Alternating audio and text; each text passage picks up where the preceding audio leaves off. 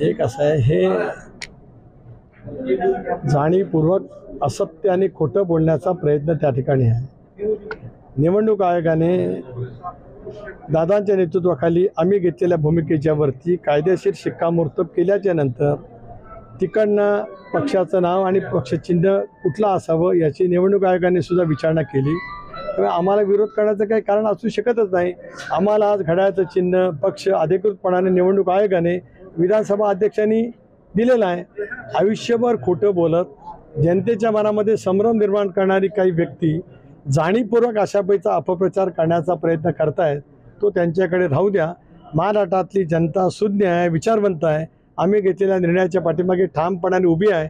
त्याच्यामुळे नैराश्याच्या गर्तेमध्ये गेलेली काही व्यक्ती या संदर्भातलं अशापैचं वक्तव्य करतायत। महायुतीचा काही प्रस्ताव आहे का त्यांना सोबत घेण्याचा? एक असं आहे की प्रकाश आंबेडकर गेले अनेक वर्ष आज वंचित बहुजन आघाडी या पक्षाच्या माध्यमातून काम करतात। त्यांची एक स्वतंत्र आयडिओलॉजी आहे, त्यांची स्वतंत्र एक पद्धतीची भूमिका महाराष्ट्राच्या राजकारणामध्ये अहम पद्धतीची राहिलेली आहे। त्या संदर्भातला निर्णय तेच त्या ठिकाणी सांगू शकते। काही आपल्याकडून बोलणं वगैरे किंवा महायुतीकडून काही बोलणं झाले का त्यांच्याशी? नाही, या विषयावरती माझ्याकडे काही माहिती नाही। 3 पक्षाचं आणि घटक पक्षांची बैठक होईल, त्याच्या आधी राष्ट्रवादी काँग्रेस पक्षाचं जे पार्लमेंटरी बोर्ड आहे, कोअर ग्रुप आहे, ते आम्ही एकत्रितपणाने बसू आणि कुठल्या जागा आपण मागू शकतो, ज्या ठिकाणी राष्ट्रवादी काँग्रेस पक्षाचं प्राबल्य अधिक आहे, त्या बाबतीमध्ये आम्ही योग्य ती भूमिका त्या बैठकीमध्ये मांडू।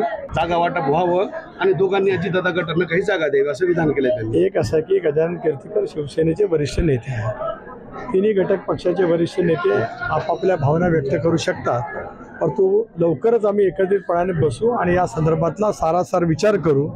निवडणुका जिंकण्याचं उद्दिष्ट नजरेसमोर असल्यामुळे अतिशय सामंजस्याने आणि समन्वयाने त्या ठिकाणी वाटप केलं जाईल। आणि नंतर तो अजित पवारांना भेटायचं असं विधान आमदार रोहित पवार यांनी केलं।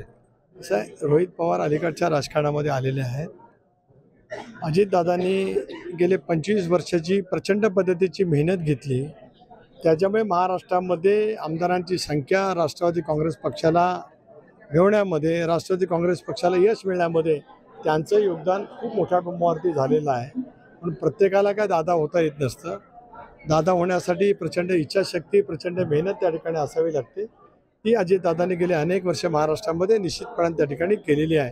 पण अशा केवळ बालिशपणाने वक्तव्य करणाऱ्यांच्याकडे मी अधिक लक्ष देऊ इच्छित नाही।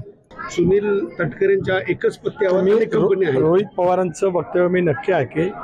हे आरोप माझ्यावरती अनेक वर्ष झाली, त्याची चौकशी सुद्धा झाली।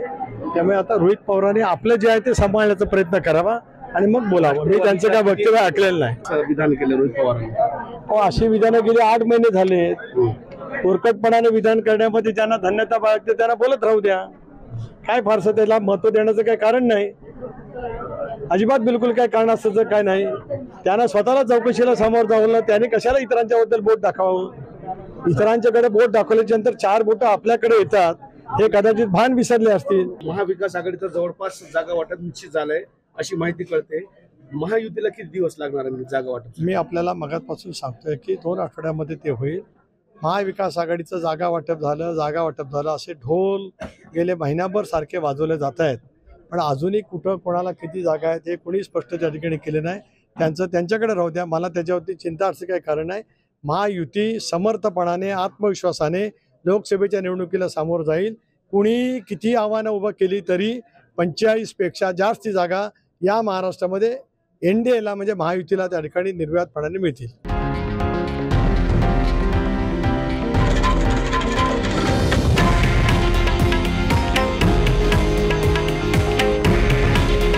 हे आहे देशातील नंबर 1 न्यूज नेटवर्क आणि आपण पाहत आहात TV9 मराठी। काळजी तुमची, हित महाराष्ट्राचं।